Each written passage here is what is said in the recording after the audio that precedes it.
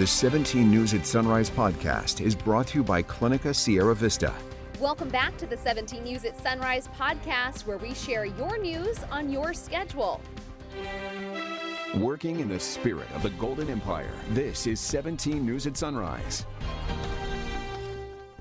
Good morning, everyone. Thanks for waking up with us on this Finally Friday. I'm Maddie Jansen alongside Alex Fisher. We're making our way to the weekend. Now to a developing story. The sheriff's office is investigating a shooting in Wasco. KCSO says they received a call for shots fired just before 5 o'clock yesterday.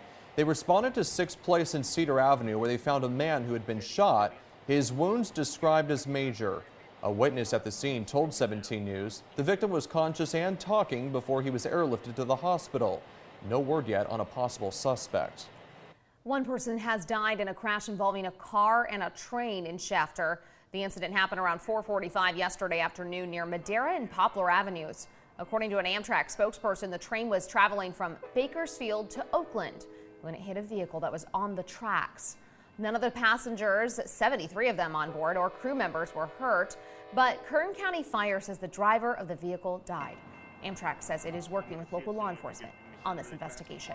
This morning, we are learning more about breaking news that we brought you yesterday morning on 17 News at Sunrise involving 2 Bakersfield police officers and another vehicle. It happened just outside city limits. The impact left 1 person dead and 3 people hurt. 17's Michaela Armstrong has more. At around 2 in the morning, Bakersfield police officers chased a stolen car speeding down Weed Patch Highway. Officers say the driver was 21-year-old Michael Stevens. Stevens crashed the car and was taken into custody. After the chase ended, dispatchers received a call about a separate crash involving a Bakersfield police car and a Honda Accord at South Vineland and Mueller Roads. The officers were southbound on a road with stop signs for northbound and southbound lanes. The Honda Accord was traveling west. The 30-year-old man driving the Accord was killed, and a 34-year-old passenger named Ana Hernandez was taken to a hospital with major injuries.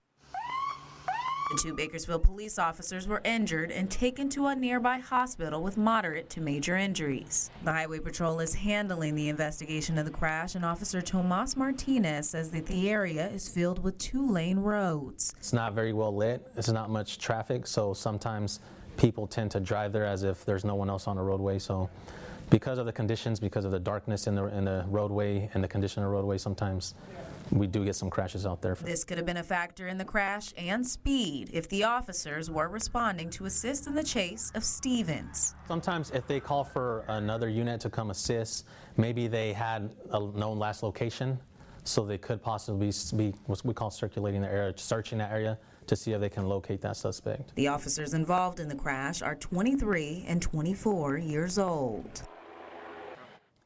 Michaela Armstrong reporting. Now, police would not say if the officers ran a stop sign, if they had their lights and siren on, how fast they were driving, or if dispatchers knew they were responding to assist officers in the chase of Stevens, if that is the case.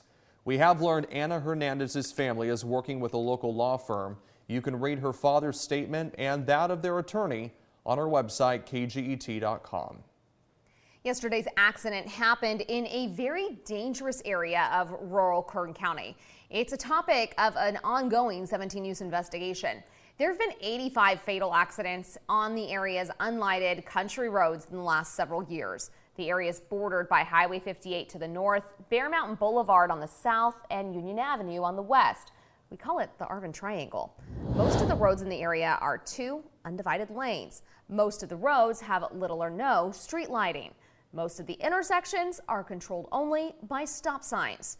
And many of the roads are bordered by orange groves, which make it difficult for drivers to see across traffic as they approach intersections. All of those conditions were present at the scene of yesterday's accident.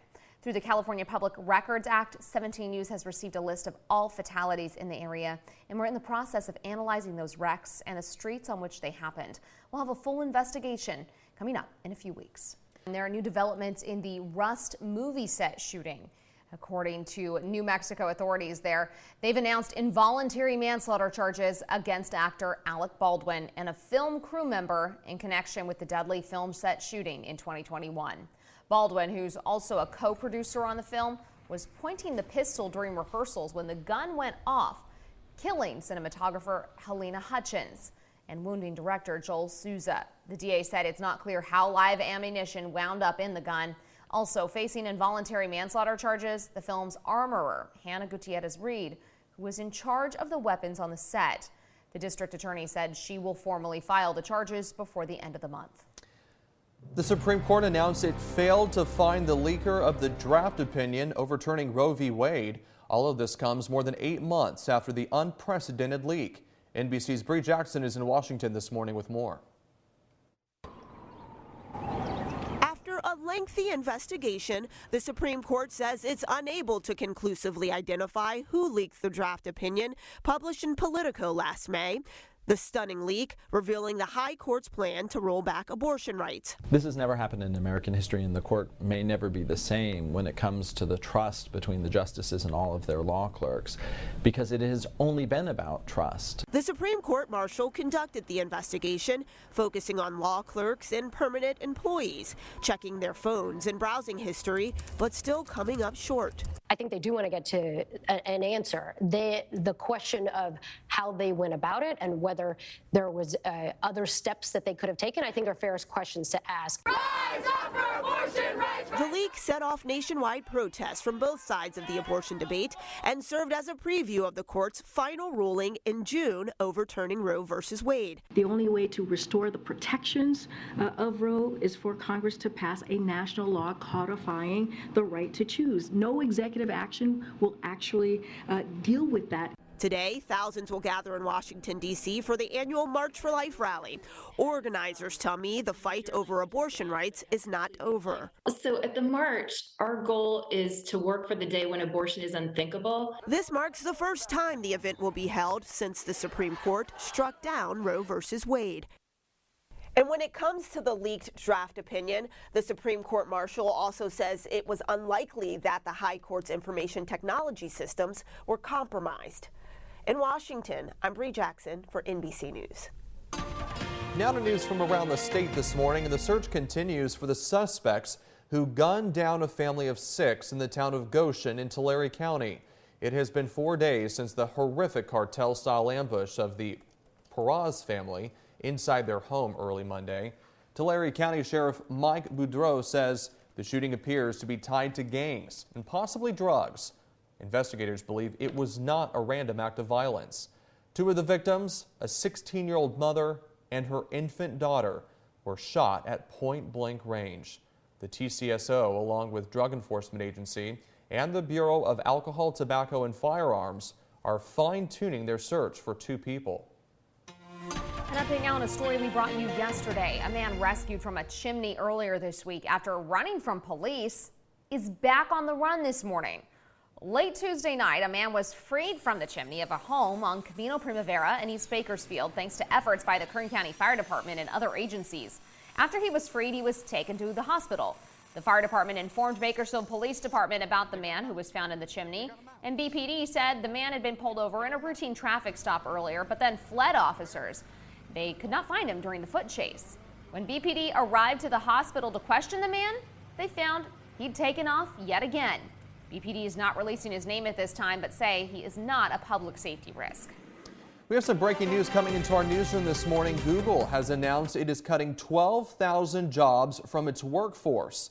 The tech giant CEO, Sundar Pichai, sent an email to employees this morning confirming the move, saying the layoff inside the U.S. would begin immediately. Google is offering employees 16 weeks of severance pay, plus 2 weeks for each additional year they've been with the company. Today's move is in line with other big tech companies that have announced layoffs recently amid fears of upcoming financial difficulties.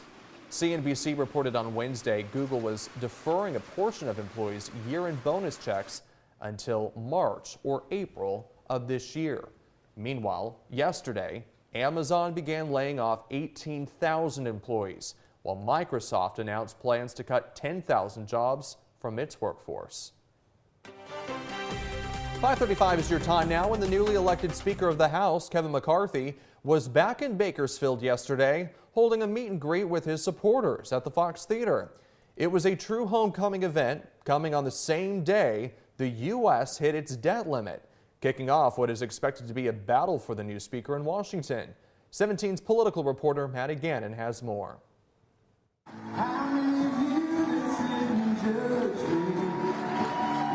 Thursday night, the newly elected Speaker of the House back on the streets of Bakersfield.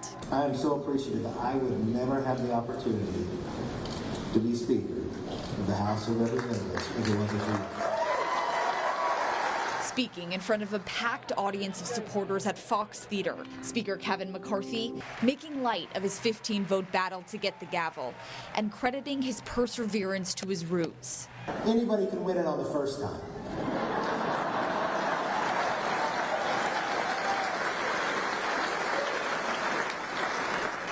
But you know, to sit there and take it 15 times. But if you came to Bakersfield, you had to work a little harder. You had to invest a little more. And you know what? Those are the values I'm going to take to this job. And it's still unreal to me, but I'm so blessed, so terribly blessed by God to be his mom. The Speaker's mother, Burt McCarthy, in attendance Thursday night, telling us she has this word of advice for her son. Keep remembering it's the job, it's not you. So don't ever lose your humility and your humbleness, and keep being a Bakersfield boy. The event coming on the same day the U.S. hit its $31.4 trillion debt limit, with the Treasury Secretary Janet Yellen warning a default would come in June if Congress doesn't pass an increase. We've been talking a lot about inflation and gas prices and just how expensive things are. If we think things are bad now and our pocketbooks are hit hard now, if this doesn't happen by June, we will be in even more trouble. McCarthy on Thursday continuing to say the House GOP wants to tie a debt ceiling increase to spending cuts, putting them at odds with the Democrat-controlled Senate and White House, which says the debt limit should be lifted without conditions. So what I want to have happen here, we've got about 6 months till we reach this limit. So why don't we sit down together, find places that we can eliminate waste for the taxpayer. Unfortunately, the president doesn't think there's any waste in government. In Bakersfield, Maddie Gannon, 17 News. The 17 News at Sunrise podcast is a production of KGET and Nexstar Media Group. For more on all of the headlines in today's show, head to kget.com.